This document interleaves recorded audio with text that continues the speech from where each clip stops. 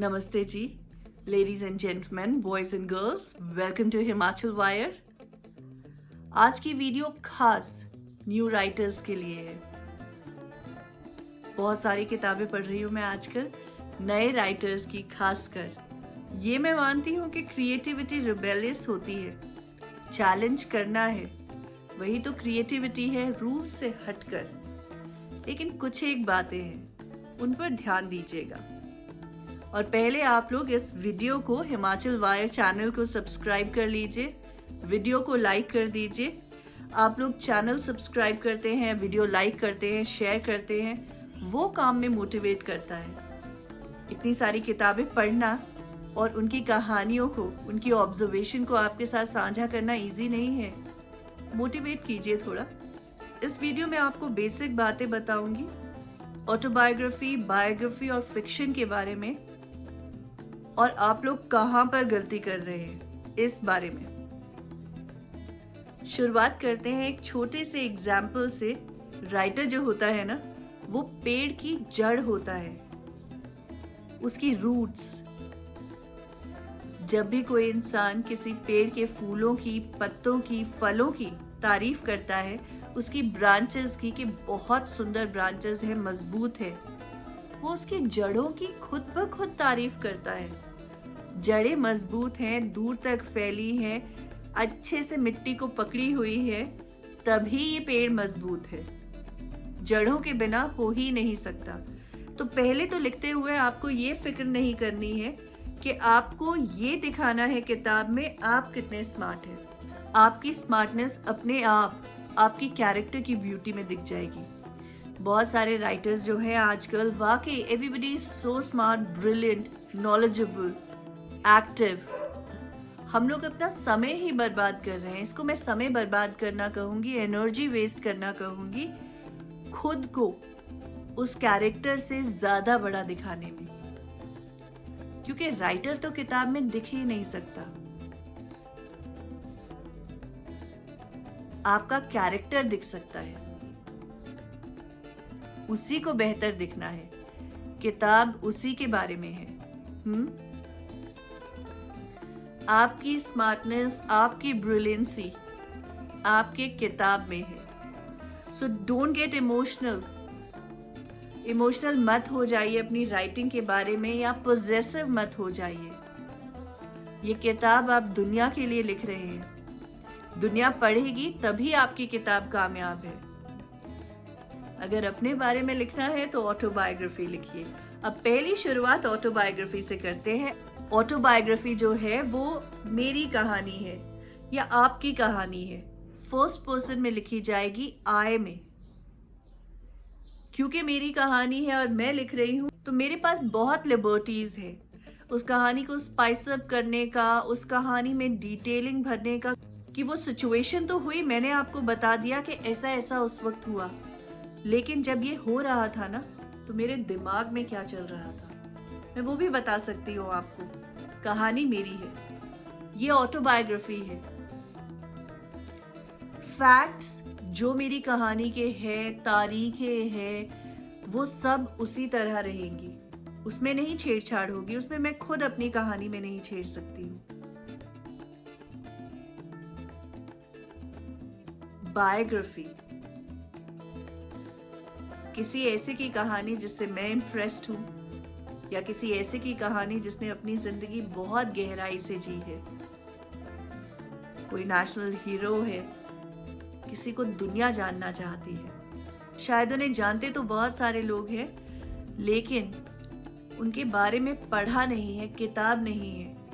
Maximum majority of biographies लिखी जाती हैं जब कोई इंसान दुनिया में होता नहीं, तो रिसर्च की जाती है।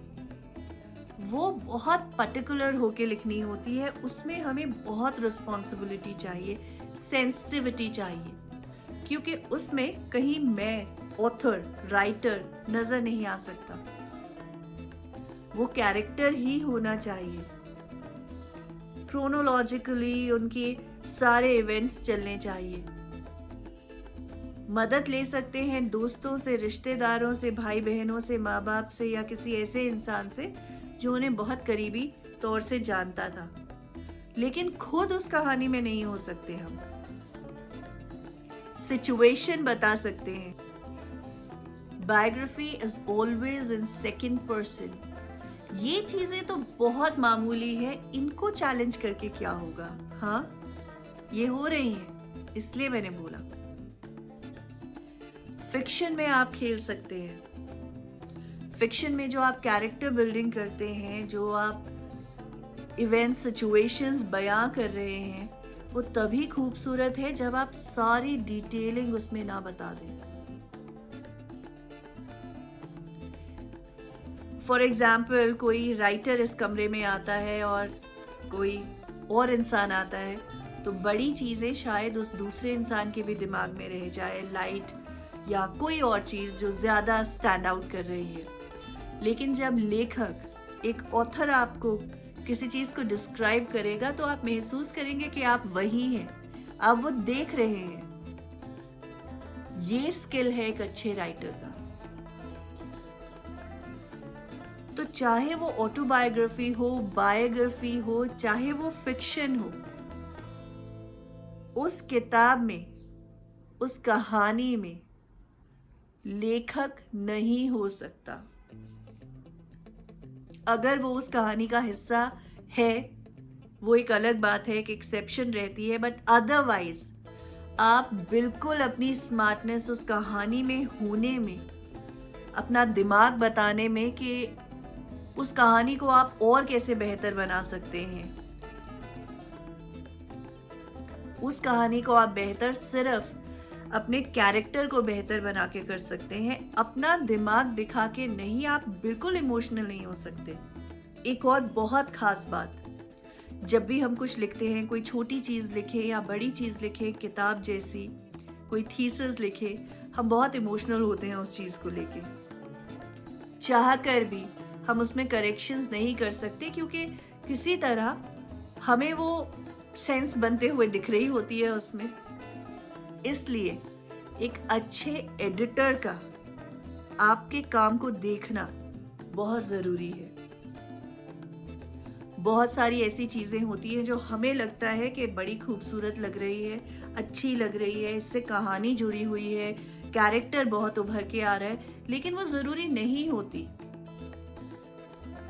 तो आपके इमोशंस को एक इमोशनलेस इंसान के हाथों से, आंखों के नीचे से गुजरना बहुत जरूरी है।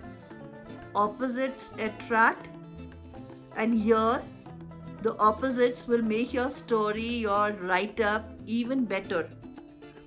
किसी भी आप प्रिंटिंग हाउस में देखिए, पब्लिशर्स के पास देखिए, आप जाएं अपना काम लेके, तो वो आपको कनेक्ट करवाएंगे एडिटर्स से। किसी प्रिंटिंग हाउस में आप देखें तो जो रिपोर्टर्स कहानी लेके आते हैं, तो वो पहले डेस्क वाले एडिटर्स उसको बेटर बनाते हैं, उसको रिफाइन करते हैं, फिर वो प्रिंटिंग में जाता है।